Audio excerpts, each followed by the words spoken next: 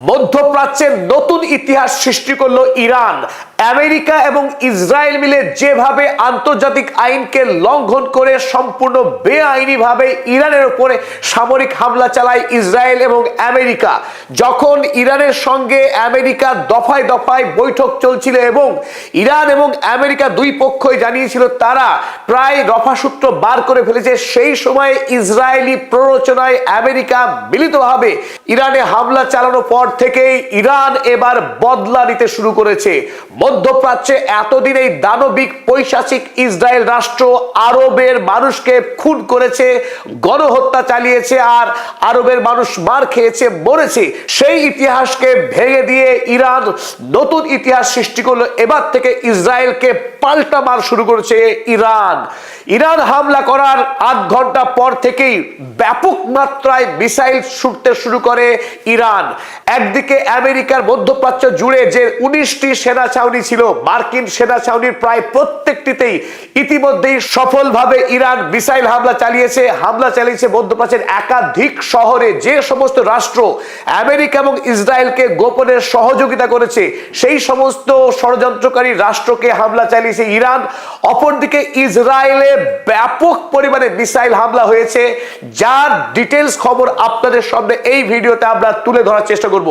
Israel এমন একটি দেশ যেখানে পৃথিবীর অধিকাংশ সাংবাদিককে তারা প্রবেশ করতে দেয় না, জাতিসংঘের কোনো পর্যবেক্ষককে ইসরায়েলে প্রবেশ করতে দেওয়া হয় না।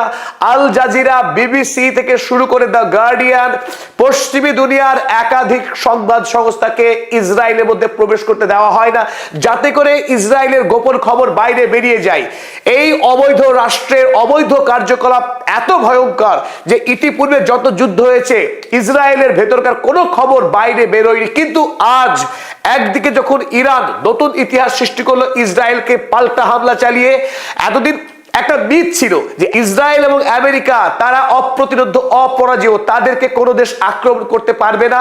বিশেষ করে ইসরায়েল সম্পর্কে ভয়ঙ্কর মিথ্যা গল্প ছিল এই যে তার আয়রন ডোম, অ্যারো 3 এবং ডেভিড স্লিং এমন আকাশ সুরক্ষা ব্যবস্থা কোনো দেশ মিসাইল হামলা করে ইসরায়েলকে ক্ষতি করতে পারবে না, ধ্বংস করতে পারবে না। কিন্তু আজ ইরান দেখিয়ে দিল ইসরায়েলের আয়রন ডোম, অ্যারো 3 এবং ডেভিড স্লিং যে সত্যিকারেরই ইরানের মিসাইলকে আটকাতে পারে না, তা আজ প্রমাণ হয়ে গেল। আমরা হাইফা বন্দর থেকে শুরু করে ইসরায়েলের রাজধানী তেল আবিব শহরের একাধিক প্রান্তে মিসাইল হামলা চালিয়েছে ইরান সফলভাবে, এবং উত্তর ইসরায়েলে একাধিক জায়গায় মারাত্মকভাবে একেবারে বৃষ্টির মতো মুহুর্মুহু মিসাইল হামলা হয়েছে। সেই হামলাতে গুড়িয়ে গিয়েছে ইসরায়েলের এক বিস্তীর্ণ অঞ্চল। সেই তথ্য আপনাদের সামনে আজকে তুলে ধরবো।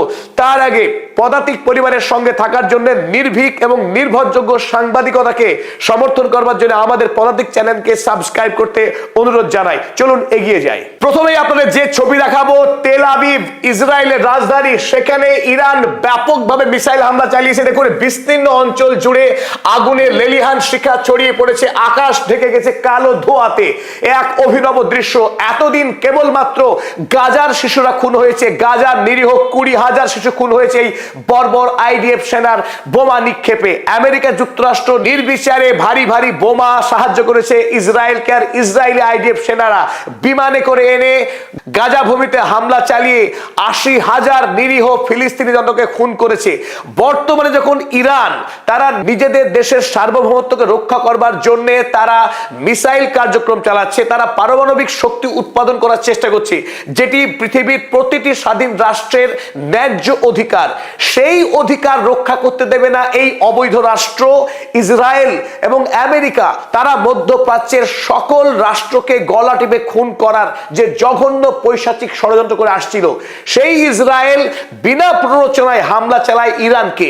ইরানের কি অপরাধ যে ইরান তারা দূরপাল্লাগামী মিসাইল তৈরি করছিল, তারা নিজেদের দেশে পারমাণবিক শক্তি উৎপাদন করবার জোরদার চেষ্টা চালাচ্ছিল। যখন একটি দেশ নিজেকে স্বাবলম্বী করবার জন্য, নিজেকে শক্তিশালী করবার জন্য শান্তিপূর্ণভাবে নিজেদের সামরিক শক্তিকে বৃদ্ধি করছিল, সেই নিরীহ কারণে ইরানের উপরে হামলা চালায় সম্পূর্ণ আন্তর্জাতিক আইনকে উপেক্ষা করে অন্যায়ভাবে ইসরায়েল এবং আমেরিকার লক্ষ্য মধ্যপ্রাচ্য জুড়ে তেল সম্পদকে লুণ্ঠন করা, সমস্ত রাষ্ট্রনায়ককে